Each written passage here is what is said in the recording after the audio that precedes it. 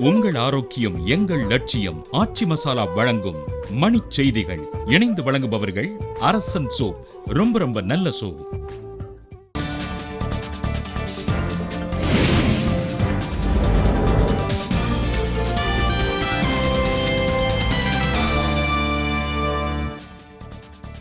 குடியரசுத் தலைவர் தேர்தலில் ராம்நாத் கோவிந்த் வெற்றி. நாட்டின் 14வது குடியரசுத் தலைவராக பதவியேற்கிறார்.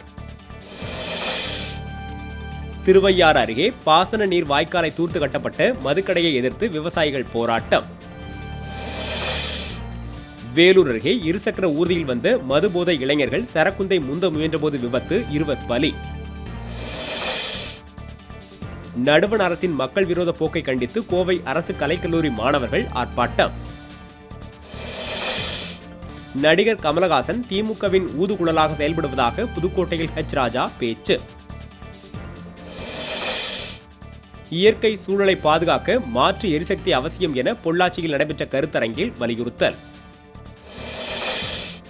தமிழகம் முழுவதும் அங்கன்வாடி நடுவங்களில் கழிப்பறை கட்ட அரசுக்கு உயர்நீதிமன்ற மதுரை கிளை ஆணை. வறட்சி நீங்கி விவசாயம் செழிக்க வேண்டி திண்டுக்கல் வெள்ளை விநாயகர் கோவிலில் சிறப்பு வழிபாடு.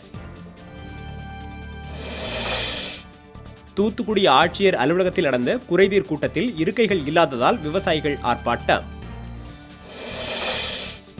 கும்பகோணம் புனித பெரியநாயகி அன்னை கோவிலில் பூட்டை உடைத்து உண்டியல் பணம் திருட்டு.